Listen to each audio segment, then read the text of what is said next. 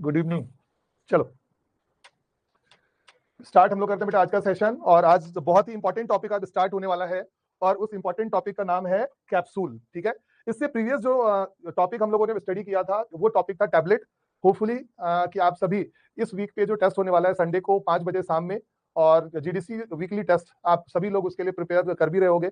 Tablet एक बहुत ही important chapter है और हम लोगों ने बहुत ज्यादा डिटेल में उसको स्टडी भी किया, बहुत सारे क्वेश्चंस भी सॉल्व किए, और आपके जो भी इश्यूज थे, इश्यूज मतलब जहां जहां पे आप लोगों को प्रॉब्लम्स हो रही थी उन सभी प्रॉब्लम्स को मैंने पूरी कोशिश किया। इवैल्यूएशन वाला पार्ट हो, चाहे वो टाइप्स ऑफ द टैबलेट हो, चाहे फॉर्मुलेशन का पार्ट हो, चाहे वो टैबलेट के डिफेक्ट्स का पार्ट हो, चाहे वो टैबलेट के कोटिंग के डिफेक्ट्स का पार्ट हो, हर एक एस्पेक्ट्स पे मैंने प्रॉपर आप लोगों के साथ में डिस्कशन भी किया। एक चीज मैं बताना चाहूंगा बेटा, क्वेश्चंस को में जो आने वाले क्वेश्चंस है 50 क्वेश्चन, 50 में से 40 क्वेश्चन तो कॉमन होंगे, मतलब कि आप उसको इजीली तरीके से बना लोगे। जो भी थोड़ा बहुत स्टडी किया हुआ होगा वो जरूर से बना लेगा। लेकिन जो 10 क्वेश्चन जो होंगे वो थोड़े से एडवांस लेवल का होंगे। एडवांस मतलब कि उसके लिए आपको किताबों को पढ़ना होगा। हमेशा से मैंने बोला है कि नोट्स आर सफिशिएंट, आपको जो मैंने जितनी चीजें पढ़ाई हुई है they all are the sufficient, लेकिन अभी हमें कोशिश करनी है कि किताबों से भी पढ़ना चाहिए हमें, तो थोड़ा बहुत उसकी भी हेल्प हम लोग लेंगे, तो एटलीस्ट उनसे भी हमें सीखने को मिलेगा और जो भी कमियां होंगी हम उन सारी चीजों को भी ओवरकम कर पाएंगे। और टेस्ट तो होते ही इसलिए ना, कोई भी क्लास टेस्ट होता है या जनरल ऑल इंडिया लेवल का टेस्ट होता है, तो टेस्ट हम इसलिए देते हैं ताकि हम अपनी कमियों को महसूस कर सके, हमसे कहां पे कौन सी जो कमी रह गई है उन सब चीजों को पूरा करने की कोशिश करें। तो उम्मीद मैं करूंगा कि बेटा आप सभी लोग संडे को 5 से 6 बजे का जो टेस्ट है सभी लोग जरूर से दोगे। मुझे उम्मीद है कि कम से कम 5,000 बच्चे एक साथ में टेस्ट तो जरूर से देंगे, और 5,000 बच्चों के बीच में आपकी क्या रैंक आने वाली है ये चीज आपको पहले से अच्छे से डिसाइड करके रखना है कि 5,000 में मुझे अंडर 100 आना है कि 200 आना है कि 300 आना है। तो अपने लेवल से खूब मेहनत करो, पढ़ाई करो और उस टेस्ट में जरूर से अपियर हो। ठीक है, तो जो 10 क्वेश्चंस होंगे they are out from the modules, exactly 10 question थोड़ा सा एडवांस लेवल के होंगे जिस पे आपको मेहनत करनी होगी। ऐसे क्वेश्चंस जो आपने कभी देखा ही ना हो। 40 क्वेश्चन तो आपको मिल जाएंगे कहीं ना कहीं, जो पढ़ाई किया हुआ होगा उससे बन जाएगा, लेकिन 10 ऐसे एमसीक्यूज होंगे जो आपने कभी नहीं देखा होगा और आपसे ऐसे क्वेश्चंस को बनाने के लिए थोड़ी सी मेहनत करने की जरूरत होगी। अब हम लोग बेटा आते हैं आज के टॉपिक पे, और आज का टॉपिक है हमारा कैप्सूल, और अगली 4 से 5 क्लासेस में हम लोग इस टॉपिक को स्टडी भी करेंगे और आखिरकार ये कैप्सूल है क्या, और इस कैप्सूल और टैबलेट के अंदर में डिफरेंस क्या आता है। सबसे मेन जो हमारा इंपॉर्टेंट जो फैक्ट है कि टैबलेट और कैप्सूल के बीच में हमारा डिफरेंस क्या आता है, और ये कैप्सूल क्या है और टैबलेट से अलग क्यों है। टैबलेट चैप्टर में हम लोगों ने स्टडी किया था कि हम जो ये ग्रैन्यूल्स हैं, इन ग्रैन्यूल्स को कंप्रेस करने के बाद में हम क्या करते हैं, टैबलेट का फॉर्मेशन करते हैं। लेकिन यहां पे कैप्सूल के अंदर में इस तरीके का कंप्रेशन वाला कोई भी फीचर इस जगह पे नहीं होता है। जो ये कैप्सूल्स होते हैं, इस कैप्सूल के अंदर में हम आइदर पाउडर को फिल करते हैं, आइदर हम लोग ग्रैन्यूल्स को फिल करते हैं, और आइदर हम लोग पिलेट का फॉर्म हम लोग फिल करते हैं, और अगर किसी का मन करने लग गया तो हम लोग इस जगह पे लिक्विड को भी फिल करते हैं। लेकिन इसके लिए भी कंडीशन है कि कौन कौन से तरह का लिक्विड को फिल करना है और कौन से तरह के लिक्विड को फिल हमें नहीं करना है। तो हम लोगों ने देखा कि टैबलेट चैप्टर में हमने ग्रैन्यूल्स को कंप्रेशन करके हम लोगों ने टैबलेट बनाया था, लेकिन कैप्सूल को बनाने के लिए हमें किसी तरह के कंप्रेशन की जरूरत नहीं होती। एक बाहरी सेल होता है जो कि खास करके जेलेटिन का बना हुआ होता है ना। आप लोगों में से उम्मीद करता हूं कि सबने कहीं ना कहीं सुना हुआ होगा ही, जानते भी होंगे कि कैप्सूल का बाहर का जो सेल होता है वो जेलेटिन का बना हुआ होता है। कैप्सूल दो तरह के होते हैं, एक होते हैं सॉफ्ट जेलेटिन कैप्सूल और एक कैप्सूल होता है हार्ड जेलेटिन कैप्सूल। जो सॉफ्ट जेलेटिन कैप्सूल होता है वो पूरी तरह से हर्मेटिकली सील्ड होता है। हर्मेटिकली सील्ड मतलब जिसमें कहीं पे भी कोई गैप ना हो, ऐसे को हम लोग बोलते हैं सॉफ्ट जेलेटिन कैप्सूल। याद करो, विटामिन ई का कैप्सूल, विटामिन ए का कैप्सूल जो कि पूरी तरह से सील्ड होता है, जब आप उसको दबाओगे तो वो पिल पिल पिल पिल भी करता रहेगा। ऐसे कैप्सूल को हम लोग सॉफ्ट जेलेटिन कैप्सूल के नाम से जानते हैं। दूसरा जो कैप्सूल होता है उसमें दो पार्ट होता है, एक को हम लोग बोलते हैं बॉडी और दूसरे को हम लोग बोलते हैं कैप, जो आपस में जाके फिट हो जाता है, और उसी फिटिंग के अंदर में इस कैप्सूल के सेल के अंदर में पाउडर फिल किया हुआ होता है, ग्रैन्यूल्स फिल किया हुआ होता है, पिलेट्स फिल किए हुए होते हैं, और इट में भी पॉसिबल कि लिक्विड भी फिलिंग हो। और मैं आपको बताना चाहूंगा, शायद ही आप में से तो कोई ऐसा पर्सन होगा जिसने कैप्सूल के बॉडी कैप को खोल के ना देखा हो जब आप छोटे रहे होगे। उस समय में जब आपने बॉडी कैप को खोल के देखा होगा तो कभी आपको पाउडर मिला होगा, कभी आपको दाने दाने जैसे पिलेट्स मिले होंगे, कई बार आपको ग्रैन्युलर स्ट्रक्चर भी देखने को मिला होगा। और सॉफ्ट जेलेटिन कैप्सूल अगर खुराफात और भी ज्यादा रही होगी तो आपने सॉफ्ट जेलेटिन कैप्सूल को तोड़ के भी देख लिया होगा, उसमें पिन विन आपने चुभो के देख लिया होगा। तो जैसे ही पिन को चुभोगे अंदर से लिक्विड लाइक स्ट्रक्चर आपको बाहर निकलने लगेगा, सेमी सॉलिड लाइक मटेरियल अंदर से बाहर आने लगेगा। अब आता है ये क्वेश्चन कि सर ये पाउडर क्या है, सबको समझ में आता है। सर ये ग्रैन्यूल्स क्या है, ये भी समझ में आता है। सर ये पिलेट क्या है, बेटा पिलेट मतलब होता है टैबलेट के छोटे छोटे से ऐसे टुकड़े, इनको पिलेट्स बोला जाता है। They are known as the pellets. Powder समझा, ग्रैन्यूल समझ गया, पिलेट समझ गया। अब हम लोग बात करने वाले बेटा लिक्विड। लेकिन लिक्विड क्या, हम जेलेटिन के अंदर में लिक्विड दो तरह के हो सकते हैं। एक हो सकता है एक्वस लिक्विड, एक हो सकता है नॉन एक्वस लिक्विड। एक्वस मतलब वाटर, नॉन एक्वस मतलब होता है ऑयली प्रिपरेशन। एक चीज बहुत ही अच्छे तरीके से समझ लेना, कैप्सूल का बाहर का सेल जेलेटिन का बना हुआ है। कैप्सूल का बाहर का सेल जेलेटिन का बना हुआ है। अगर हमने वाटरी प्रिपरेशन लिया, मतलब आपने अगर लिक्विड में तो वाटर का बेस वाला कंपाउंड ले लिया, ऐसे कंडीशन में जेलेटिन उसके साथ में घुल जाएगा। Because gelatin is highly water soluble. मतलब लिक्विड में कभी भी आप वाटर को फिल नहीं कर सकते, ना ही आप इस जगह पे इमल्सन को फिल कर सकते हो, ना ही इस जगह पे आप हाइड्रो अल्कोहलिक सब्सटेंस को आप इस जगह फिलिंग कर सकते हो। जहां जहां वाटर आ गया, मतलब वाटर के प्रेजेंस में जेलेटिन खत्म हो जाता है। जेलेटिन से वाटर का बहुत ही अच्छा रिश्ता है, एक दूसरे में घुल मिल जाते हैं। इसीलिए हमेशा ध्यान रखना, सॉफ्ट जेलेटिन कैप्सूल के अंदर में हम लोग ऑयल बेस वाले कंपाउंड को सिर्फ डालते हैं। विटामिन ई का कैप्सूल, विटामिन ए का कैप्सूल, सारे के सारे ऑयल बेस वाले होते हैं। वाटर बेस वाला जो होता है बेटा, हम उनको इन जेलेटिन कैप्सूल्स के अंदर में नहीं फिल करते हैं। इन चीजों को हमेशा ध्यान में रखना। अब हम लोग बात करने वाले बेटा कि कैप्सूल का जो ये टर्म का ये नाम आया, आखिरकार ये नाम आया कहां से। कैप्सूल एक लैटिन वर्ड है जो कि कैप्सूला के नाम से आया, और ये कैप्सूला का मतलब होता है स्मॉल कंटेनर्स। मतलब ये एक छोटे छोटे से कंटेनर्स हैं, चाहे वो दो पार्ट में हो जैसा एनिमेशन में देख रहे हो, चाहे ये पूरी तरह से सील्ड हो। They are the hard gelatin capsule, और जो पूरी तरह से सील किया हुआ रहता है, they are the soft gelatin capsule. They are the solid unit dosage form. मैंने अपने प्रीवियस क्लासेस में यूनिट डोसेज फॉर्म का मतलब आपको बताया है। जब हमारी चीजें काउंटेबल होंगी, जब हमारी चीजें फिक्स्ड होंगी, ऐसे डोसेज फॉर्म को हम लोग यूनिट डोसेज फॉर्म के नाम से जानते हैं। जैसा कि हमारा टैबलेट यूनिट डोसेज फॉर्म था, कैप्सूल भी उसी तरह से यूनिट डोसेज फॉर्म के एग्जांपल्स हैं। और इस जगह इसी कैप्सूल सेल्स के अंदर में हमारा ड्रग सब्सटेंस पिलेट के फॉर्म में, पाउडर के फॉर्म में, ग्रैन्यूल्स के फॉर्म में, और नॉन वाटरी या हम लोग बोल सकते हैं ऑयली बेस वाले सब्सटेंस को ही हम लोग फिल कर सकते हैं। और जो ये बाहर का जो सेल बना हुआ होता है, बाहर का जो कंटेनर बना हुआ होता है, they are mainly made of the gelatin. यहां पे कैप्सूल के सेल बनने का सबसे बड़ा एडवांटेज हमें क्या देखने को मिलता है।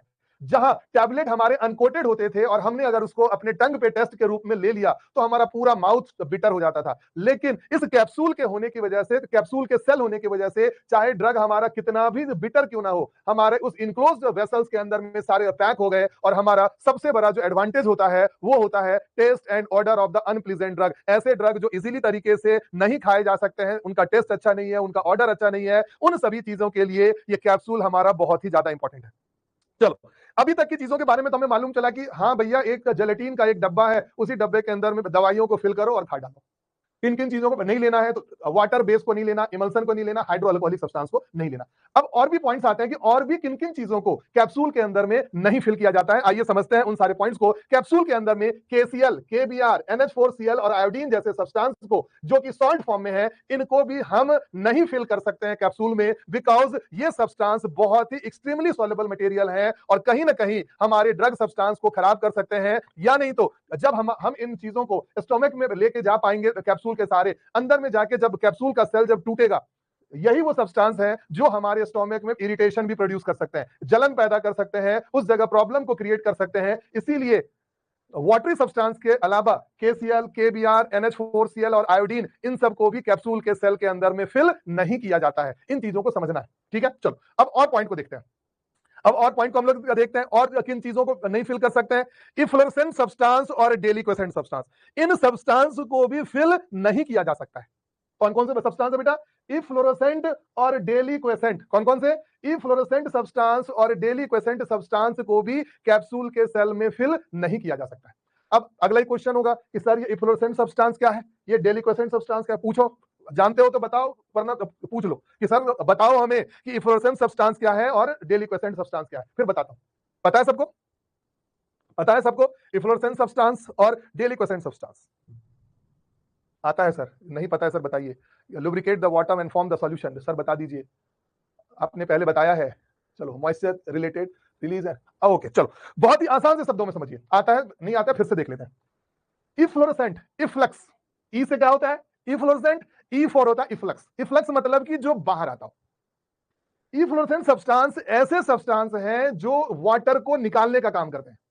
फिर से सुनना, इफ्लोरेसेंट सब्सटेंस ऐसे सब्सटेंस हैं जो वाटर को अपने अंदर से निकालने का काम करते हैं। और बेटा जब अंदर से वाटर निकलना चालू होगा तो चीजें सूख जाती हैं। जैसे कैल्शियम कार्बोनेट, वॉशिंग सोडा सब जो होता है वो अपने अंदर से वाटर को निकालेंगे, है ना। वाटर को, नमी को निकालने का काम जो है वो इफ्लोरेसेंट सब्सटेंस का होता है और फाइनली अपने आप में वो सूख जाते हैं। और अपने आप में अगर वो detergent powder, water of crystallisation, है ना, पाउडर वाटर को निकालना चालू करेगा, अपने अंदर से बाहर बाहर बाहर जाएगा और अपना पूरी तरह से सूख चुका रहेगा। ऐसे सब्सटेंस को इफ्लोरेसेंट सब्सटेंस बोलते हैं। और मान लो चीजें अगर सूखने लग जाएंगी तो ऑब्वियसली है कि चीजें अपने आप में एकदम से सॉफ्ट हो जाएंगी, मतलब कि जो हमारा सेल है वो एकदम से सॉफ्ट हो जाएगा। तो अगर हमने इन सारे सब्सटेंस को कैप्सूल के अंदर में डाल दिया तो कैप्सूल का पूरा मॉइस्चर को सुखा देगा और पूरी तरह से सॉफ्ट हो जाएगी चीजें। अब आते हैं डेलिक्वेसेंट सब्सटेंस। हम लोग ऐसे सब्सटेंस को बोलते हैं, डेलिक्वेसेंट सब्सटेंस हम ऐसे सब्सटेंस को बोलते हैं जो मॉइस्चर को एब्जॉर्ब करने का काम करते हैं। जैसे NaCl वाटर को एब्जॉर्ब करने का काम करता है, ऐसे सब्सटेंस को डेलिक्वेसेंट सब्सटेंस करेंगे और ऐसे कंडीशन में सेल जो है और ज्यादा स्वेलिंग हो जाएगी, मॉइस्चर और ज्यादा हो जाएगा। और आप भी समझ सकते हो कि मॉइस्चर अगर कैप्सूल का सेल अगर मॉइस्चर को एब्जॉर्ब करना शुरू कर दिया तो कैप्सूल के सेल और भी ज्यादा स्वेल हो जाएंगे। ठीक है, तो उम्मीद करता हूं कि आप समझ चुके होंगे कैप्सूल का बेसिक डिफिनीशन कि कैप्सूल जो है लैटिन वर्ड कैप्सूला से आया जिसका मतलब होता है कंटेनर। कंटेनर ये बना किस चीज का होता है तो जेलेटिन का। जेलेटिन बहुत ही ज्यादा वाटर सोल्युबल होता है, इसीलिए इमल्सन को हम जेलेटिन में कभी फिल नहीं करेंगे, हाइड्रोअल्कोहलिक सब्सटेंस को कभी फिल नहीं करेंगे। कैप्सूल के अंदर में हम उन चीजों को भी नहीं डालेंगे जो जब हम कैप्सूल को लें स्टोमक के अंदर में जाके वो बस्ट करके फूटने के बाद, टूटने के बाद स्टोमक में जलन पैदा कर दे। NH4Cl, KBr, NaCl इन सब का काम होता है हमारे स्टोमक में इरिटेशन करना, इनको भी नहीं डालना। साथ ही साथ इफ्लोरेसेंट सब्सटेंस, इफ्लक्स मॉइस्चर को निकालने वाले आपका कैप्सूल का सेल आपका सॉफ्ट हो जाएगा, इन चीजों को नहीं डालना। और ना ही डेलिक्वेसेंट सब्सटेंस को डालेंगे ताकि बाहर से और मॉइस्चर आ जाएगा तो कैप्सूल की सेल हमारी स्वेल हो जाएगी, इन चीजों को बिल्कुल भी नहीं डालना है। आगे बेटा समझ में सबको? चलो बहुत अच्छा, ठीक है। चलो अब आगे बढ़ते हैं, ठीक है, और थोड़ा सा इलोबरेट करते हैं, ठीक है, और इलोबरेट इसको करें। Solid doses form capsule, drug substance, hard gelatin capsule. Gelatin के सेल दो तरह के होते हैं, एक को हम लोग बोलते हैं टाइप ए और दूसरे को बोलते हैं टाइप बी। जो चीज आपने पढ़ लिया अभी हम उसी को एक स्टेप और आगे लेके जा रहे हैं। Capsule are the solid doses form और इसी के अंदर में हमारा ड्रग सब्सटेंस फिल्ड होता है। जेलेटिन दो तरह के होते हैं, टाइप ए और टाइप बी, जिनको फार्मा जेल ए और फार्मा जेल बी के नाम से जानते हैं। टाइप ए जेलेटिन पॉर्क के स्किन से बनाया जाता है और टाइप बी हमारा ग्रीन बोन से या फ्रेश बोन से बनाए जाते हैं। ए फॉर होता है एसिड ट्रीटेड। हमेशा अगर मैं ए की बात करूं तो ए का पहला नंबर एसिड, मतलब टाइप ए का जो प्रिपरेशन है वो एसिड ट्रीटेड प्रिकर्सर के रूप में उन्हीं से होता है। और टाइप बी जेलेटिन का प्रिपरेशन जो अल्काली प्रिकर्सर के द्वारा किया जाता है। आइसोइलेक्ट्रिक पॉइंट एक नहीं 10 बार पूछा गया हुआ क्वेश्चन है ये कि टाइप ए का आइसोइलेक्ट्रिक पॉइंट जो होगा इसका pH 9 होता है और टाइप बी का pH 4.7। एक नहीं कईयों दफा ये क्वेश्चन पूछा गया हुआ है। इस जगह पे अच्छे तरीके से ध्यान देके करेंगे, इनको स्टडी करेंगे और इस जगह से आपके एमसीक्यू बनने की पूरी प्रोबेबिलिटी भी अच्छी खासी बन जाती है। पॉर्क स्किन एग्जैक्टली जेलेटिन हमारा, आप अगर अपने आप को बोलते हो कि हम पूरी तरह से वेज हैं कैप्सूल को खाने के बाद तो आप बिल्कुल ही गलत हो, क्योंकि कैप्सूल का जो बाहर का सेल बना हुआ होता है पोर्क के स्किन से और ग्रीन बोन के से फ्रेश बोन से बना हुआ होता है। हालांकि आज के डेट पे बहुत सारे हर्बल चीजें भी बनने लगी है, मैं आगे बताऊंगा कि कौन से पॉलीमर का इस्तेमाल किया जाता है हमारे कैप्सूल के सेल को बनाने के लिए, आगे मिलेगा क्वेश्चन आपको, है ना, तो जब आएगा फिर बताऊंगा। चलो तो आज से बंद, लेकिन जब दवा खानी होगी तब तो खाना ही होगा, ठीक है। चलो पॉर्क के स्किन से या फ्रेश बोन की हेल्प से, है ना। चलो बहुत बढ़िया। वेजिटेरियन जेलेटिन जब आएगी तो मैं आगे बताऊंगा आप लोगों को, ठीक है। कैप्सूल के दो तरह के टाइप, हार्ड जेलेटिन कैप्सूल जहां पे दो सेल होता है ना, एक को बॉडी बोलते हैं और दूसरे को कैप बोला जाता है। जो शॉर्टर पीस होगा उसको हम लोग बोलते हैं कैप और जो लॉन्गर पीस होता है हम लोग उसको बोलते हैं बॉडी, ठीक है। बॉडी एंड कैप आपस में जुड़ के, अब देखना इन दोनों के आगे जाने के बाद इसको और स्टडी भी करोगे कि हम जो इन दोनों कैप्सूल को आपस में जोड़ने का काम करते हैं वो इथेनॉल के द्वारा किया जाता है। आप भी जो सोचते होगे ना कि बॉडी कैप है तो आपस में ये जुड़ कैसे जाती है, जुड़ने के लिए दो तरीके होते हैं। एक होता है कि रिबन का हम लोग एक एक फीते से उसको हम लोग स्टिच कर देते हैं या उसको हम लोग बाउंड कर देते हैं। और दूसरा तरीका होता है कि इथेनॉल का हम उस जगह पे क्या करते हैं, कंटेंट लगाते हैं और हम लोग टेम्परेचर के हेल्प से उसको सील कर देते हैं। और तो ये बॉडी और कैप आपस में जुड़ के कंप्लीट हार्ड जेलेटिन कैप्सूल का फॉर्मेशन का काम करता है। क्लियरली? अब बेटा ऐसे क्वेश्चन मेरे से मत पूछो कि सर ये पॉर्क क्या होता है, अब सर ये पीएच क्या होता है, आइसो इलेक्ट्रिक पॉइंट क्या होता है, बेटा फिर तो ये परेशानी हो जाएगी, है ना। चलो अब दो बहुत ही इंपॉर्टेंट चीजें समझाने के लिए, है ना। पीएच क्या है, आइसो इलेक्ट्रिक पॉइंट क्या है और पॉर्क मतलब क्या होता है, एक बार थोड़ा सा गूगल करके देखना कि पॉर्क का मतलब क्या होता है। चलो अब हम लोग बात करने वाले बेटा मॉइस्चर कंटेंट की। इस जगह स्टूडेंट को हमेशा कंफ्यूजन होता है कि हार्ड जेलेटिन कैप्सूल का मॉइस्चर का परसेंटेज 13 से 16 होता है, सॉफ्ट जेलेटिन कैप्सूल का मॉइस्चर का परसेंटेज हमें 6 से 9% का मेंटेन करना होता है। अब बहुत सारे बच्चे ऐसा बोलते हैं कि सर 6 से 9% मॉइस्चर, जबकि ये पहले से सॉफ्ट है, मतलब इस जगह तो मॉइस्चर और ज्यादा होना चाहिए, हार्ड जेलेटिन में मॉइस्चर का परसेंटेज तो कम होना चाहिए। इस कॉन्सेप्ट को समझिए, तभी बहुत बच्चे इसमें परेशान होते हैं। हार्ड जेलेटिन कैप्सूल में सिर्फ और सिर्फ जेलेटिन, वाटर और प्रिजर्वेटिव्स होते हैं, कलरिंग एजेंट्स और भी सारी चीजें होती हैं। इसीलिए सेल को रिजिड बनाए रखने के लिए, स्ट्रांग बनाए रखने के लिए हमें हार्ड जेलेटिन कैप्सूल में ज्यादा परसेंटेज ऑफ मॉइस्चर को मेंटेन करना पड़ता है। बहुत सारे बच्चे इसको याद तो कर लेते हैं लेकिन समझते नहीं है। आज समझने की बारी है कि हार्ड जेलेटिन कैप्सूल का परसेंटेज ज्यादा क्यों होता है और सॉफ्ट जेलेटिन कैप्सूल का परसेंटेज कम क्यों होता है मॉइस्चर का। मॉइस्चर हमें ज्यादा यहां पे इसलिए मेंटेन करना है क्योंकि इस जगह सॉर्बिटॉल, जो हमारे ग्लिसरीन और सॉल्बिटॉल जो होते हैं, जो प्लास्टिसाइजर्स होते हैं, उनका अमाउंट यहाँ बहुत ही कम होता है। मतलब हार्ड जेलेटिन कैप्सूल में सिर्फ gelatin, small amount of the glycerine या सॉर्बिटॉल जो प्लास्टिसाइजर्स हैं, वाटर का अमाउंट भी बहुत कम और प्रिजर्वेटिव्स होते हैं। इसीलिए हमें हार्ड जेलेटिन कैप्सूल की मॉइस्चर को बनाए रखने के लिए, नमी को बनाए रखने के लिए हमें ज्यादा परसेंटेज ऐड करना होता है और ये परसेंटेज है 13 से लेके 16। कहीं कहीं पे ये 12 से 15 भी लिखा हुआ होगा, परेशान मत होना, एक स्टैंडर्ड को लेके चलो, अपने आप समझ में आएगा। अब हम लोग बात करते हैं बेटा soft gelatin capsule. Soft gelatin capsule के अंदर में जेलेटिन होता ही होता है, जेलेटिन के साथ में ग्लिसरीन भी डालते हैं, सॉर्बिटॉल सब जैसे सब्सटेंस भी होते हैं जो कि उसको सॉफ्ट बना देते हैं। तो जो पहले से ही सॉफ्ट है उसको ज्यादा मॉइस्चर देने की जरूरत क्या है, जो हार्ड है उसको मॉइस्चर देने की जरूरत है। आप भी ठंड के समय में आपने कोल्ड क्रीम अपने चेहरे पे लगाया होगा क्योंकि आपकी स्किन रूखी हो जाती है। गर्मियों के समय में किसी को देखा कोल्ड क्रीम इस्तेमाल करते हुए? नहीं करते हैं इस्तेमाल। वही ये सॉफ्ट जेलेटिन कैप्सूल है। सॉफ्ट जेलेटिन कैप्सूल पहले से ही सॉफ्ट है क्योंकि इसमें सॉर्बिटॉल और ग्लिसरीन जैसे सब्सटेंस हैं, इसीलिए यहाँ का मॉइस्चर हमें कम मेंटेन करना पड़ता है, 6 से लेकर 9% तक। ठीक है, इस चीज को ध्यान में रखना। ये सेल को फ्लेक्सिबल और सॉफ्ट बनाए रखते हैं, इसलिए ज्यादा मॉइस्चर की जरूरत नहीं होती है, 6 से 9% की मॉइस्चर यहाँ पे होती है। आया समझ में सबको? आ गया समझ में? ये कॉन्सेप्ट आया समझ में? प्राची होगा बेटा, सब चीज होगा। सर कैप्सूल तो लॉक होता है ना? अरे मेरे भैया, ये कैप्सूल का जेलेटिन का यहाँ सॉल्यूशन है, कैप्सूल का जेलेटिन का सॉल्यूशन है, इसमें हमारा जेलेटिन है, इसमें हमारा सॉर्बिटॉल है, इसमें हमारा प्लास्टिसाइजर्स है। इन सबको आगे जाके ये पिनिंग उनिंग करते हैं, तब जाके हमारा ये कैप्सूल का सेल बनता है। ऐसे बना आसमान से थोड़ी उतर के आ जाएगा कैप्सूल। अरे भैया, ये कैप्सूल का जो ये जेलेटिन का पूरा सॉल्यूशन होता है, उस सॉल्यूशन में मॉइस्चर मेंटेन करना है ताकि हमारी कैप्सूल की सेल जो है हार्ड ना हो जाए, बहुत ज्यादा सॉफ्ट ना हो जाए, बिगड़ ना। बेटा हर इंसान अपनी चीजों को अच्छा बनाना चाहता है। हार्ड जेलेटिन कैप्सूल में ज्यादा मॉइस्चर की जरूरत इसलिए है क्योंकि वो बहुत ज्यादा हार्ड है, सॉर्बिटॉल वहां पे नहीं है। ठंडी गर्मी सबका एग्जांपल दे दिया, फिर भी नहीं समझे। शुद्ध हिंदी में लिख के दे दिया, इसके बावजूद भी नहीं समझोगे तो भैया भगवान मालिक है फिर।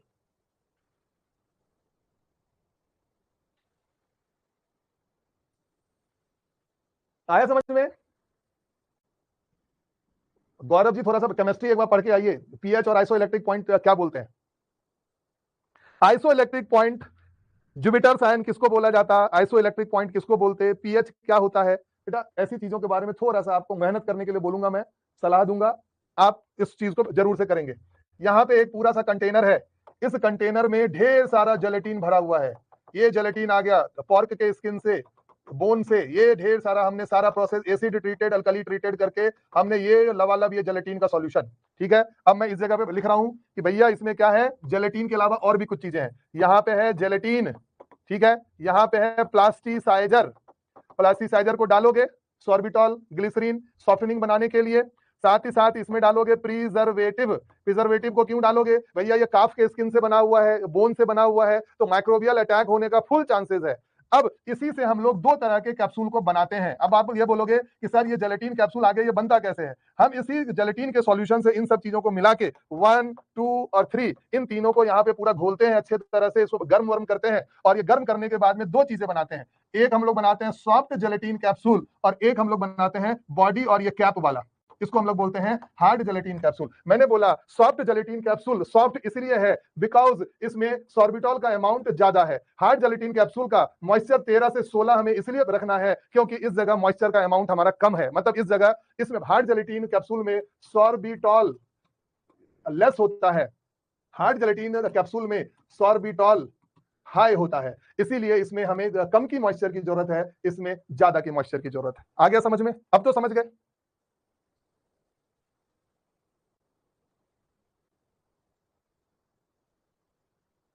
चलो सर क्या क्वेश्चन है? सर हार्ड जेलेटिन अगर ज्यादा मॉइस्चर होगा तो सॉफ्ट हो गया ना? कमल नोचन बेटा, इतनी देर में इतनी समझ पाए तुम बातें? Gaurav ji sir Bloom strength क्या होता है बताएं, समय आएगा तो बताएंगे, अभी नहीं। बेटा अरे भैया मैंने तो ये बोला कि हार्ड जेलेटिन कैप्सूल हार्ड है, हार्ड जेलेटिन कैप्सूल अगर और हार्ड हो गया तो क्या हो जाएगा? चीजें खराब हो जाएंगी। हार्ड जेलेटिन, तुम्हारा चेहरा ठंड में रूखा है, मैंने बोला कि तुम्हें मैं कोल्ड क्रीम अब नहीं देने वाला, चेहरा पूरा ये व्हाइट व्हाइट हो जाएगा, ये दाने निकल जाएंगे, पता चला ये सूख होके और खराब हो जाएगा, देखेगा भी नहीं कोई तुम्हें। अब तुम्हें कोल्ड क्रीम की जरूरत पड़ेगी कि नहीं पड़ेगी? अब तुम क्या बोलोगे सर कोल्ड क्रीम आ गया मतलब कि खराब हो जाएगा क्या? आप इस चीज को सोचो ना, तभी से मैं तो वही चीज बोल रहा हूं, हार्ड जेलेटिन कैप्सूल हार्ड है क्योंकि उसमें सॉर्बिटॉल कम है, हमें ज्यादा मॉइस्चर को देने की जरूरत पड़ेगी उसको बचाने के लिए, उसकी हार्डनेस को भी तो बचाए रखना है ना, आपके चेहरे को हमें नमी से बचाए रखना है या नहीं रखना? तो इस हार्डनेस को बचाए रखने के लिए हमें ज्यादा मॉइस्चर देना होगा। अब आपके बगल वाली पे खिड़की पे कोई और आपकी पड़ोसन, उसके चेहरे में पहले से मॉइस्चर है भरपूर, उसके चेहरे में पहले से मॉइस्चर है भरपूर, तो उसको मॉइस्चर की जरूरत क्या है? उसको मॉइस्चर की जरूरत ही नहीं है, 6 से 9% मॉइस्चर लगेगा। अरे यार हद हो गया भाई। आया समझ में अब? चलो आ गया। हार्ड जेलेटिन कैप्सूल में प्लास्टिसाइजर कम होता है, सॉफ्ट जेलेटिन कैप्सूल में प्लास्टिसाइजर ज्यादा होता है। ठीक है चल, अब हम लोग आगे आएगा समझ में, अगर इसके बावजूद भी अभी नहीं समझ में आया ना तो फिर आगे आएगा समझ में, इंतजार करिए। चलो अब हम लोग बात करते हैं बेटा ये रिलेटिव ह्यूमिडिटी की। ह्यूमिडिटी भी बहुत जरूरी है। अब इसकी रेंज दिया गया कि 30 से 45, मान लो 30 से लेके 45 का रेंज है, अगर 45 से ज्यादा हो गया, ठीक है, और अगर रिलेटिव ह्यूमिडिटी 30 के नीचे चला गया तो बताओ क्या होगा? खुद से ही समझ लो, आ रहा समझ में? बताओ जरा। 30 से लेके 45 हमारी रिलेटिव ह्यूमिडिटी है, मतलब हम लोग जो कैप्सूल का सेल बनाते हैं वहां पे हमें ये वाला रेंज हमें ध्यान में रखना है कि 30 से लेके 45% का रिलेटिव ह्यूमिडिटी होना चाहिए। सर अब पड़ोसन वाली एग्जांपल सुन के अब सब समझ में आ गया है, बहुत बढ़िया। ठीक है, अब अगर ये 30 के नीचे गया तो ये हो जाएगा ब्रिटल, सूखने लगेगा, बहुत ज्यादा अजीब सा हो जाएगा, और अगर 45 की तरह जाने लगेगा मतलब मॉइस्चर इतना ज्यादा हो जाएगा कि सॉफ्टनेस और ज्यादा इंक्रीज होती चली जाएगी और हमारा कैप्सूल हो सकता है बिगड़ भी जाएगा, खराब भी हो जाएगा। ठीक है, आया समझ में? इसीलिए कैप्सूल का रिलेटिव ह्यूमिडिटी जो है 30 से लेकर 45 के बीच में होना चाहिए, मॉइस्चर कंटेंट सॉफ्ट जेलेटिन का 6 से 9 के बीच में, हार्ड जेलेटिन कैप्सूल का 13 से 16 के बीच में, इतना हमें मेंटेन करना होगा अपने जेलेटिन सेल को बचाने के लिए। अब थोड़े थोड़े से आसान से क्वेश्चन है, उन सबको सॉल्व करो और थोड़ा सा दिमाग को रिलैक्स करके सोचना, आज जो मैंने पढ़ाया है वो आपको इजीली समझ में आ जाएगा, इतना मुझे पूरी उम्मीद है। The term capsule is derived from the capsula which is a, 45 के ऊपर जाएगा सॉफ्टनेस बढ़ने लगेगी, लिक्विफाई हो जाएगा, खराब हो जाएगा कैप्सूल। आ गया? चलो बहुत बढ़िया, बहुत इजी क्वेश्चंस हैं, आपके मनोबल को ऊंचा करने के लिए आसान आसान से क्वेश्चन अभी डाले गए हुए हैं ताकि आप अपना टैबलेट चैप्टर के लिए मनोबल अपना ऊंचा बना के रखो। कैप्सूल जो सेल है ये Greek term, Spanish term, Latin term और फ्रेंच टर्म, बहुत सारे बच्चों कुछ लोगों ने ए बी बी बोला हुआ है, ग्रीक स्पेनिश है, एक्चुअल में ये एक लैटिन टर्म है, जिसने ध्यान से सुना हुआ होगा। अभी मैंने जस्ट बताया था कि कैप्सूल जो है एक कैप्सूला वर्ड से निकल के आया, जो कि एक लैटिन वर्ड है। दूसरा है capsules are which type of the dosage form, MP pharmacist exam में पूछा गया अभी संयोग बस कल ही एमपी फार्मासिस्ट का एग्जामिनेशन भी है 2025 का।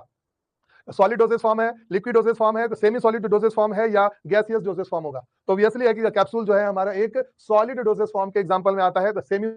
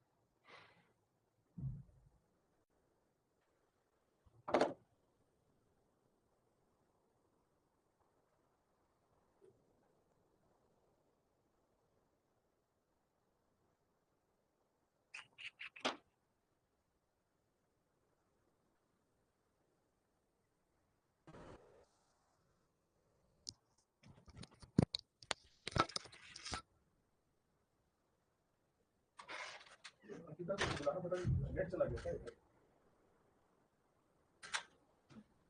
मजेदार क्लास चल रहा है।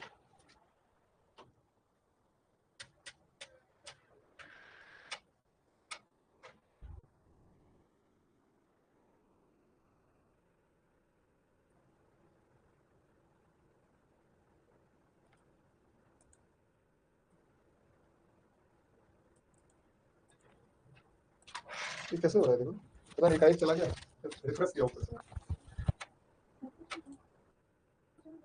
पता नहीं ऐसा क्यों हुआ।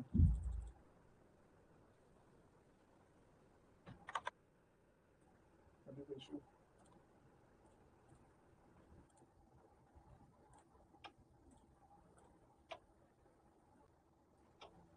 ठीक है, कोई इशू नहीं। 1100 दिखा रहे थे, छोड़ दे क्लास, वही है 50 हो गया था क्लास, नहीं लेकिन चलेगा, क्लोज तो करना ही पड़ेगा। कर दूं? कर दो मैसेज में लिख के कैसे करूं। चलो ठीक है, 10 मिनट देर से स्टार्ट हो, 10 मिनट बैठ ओके तब क्या हुई थी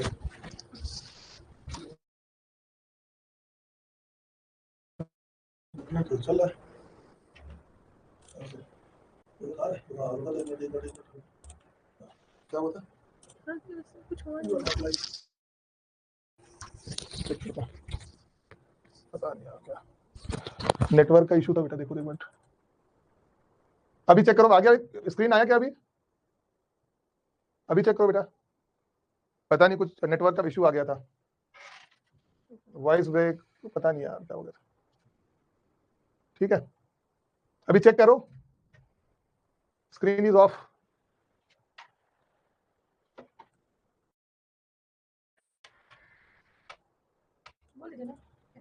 चलो अभी एमसीक्यू को कल सॉल्व कर लेंगे, ठीक है? एमसीक्यू को कल सॉल्व कर लेंगे। तो लग रहा है कुछ इशू आ गया बेटा, इसमें टेक्निकल कुछ एरर आ गया है नेटवर्क का या समथिंग, कुछ तो हुआ है। आवाज आ रही है मेरी? अगर मेरी आवाज आप लोगों तक आ रही होगी तो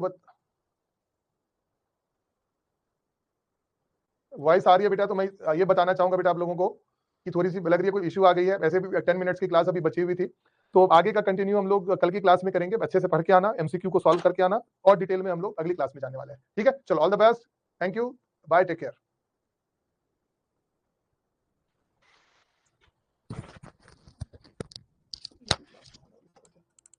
मेरी क्लास में हो गया,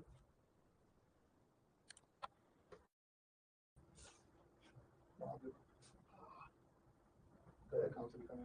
नमस्कार।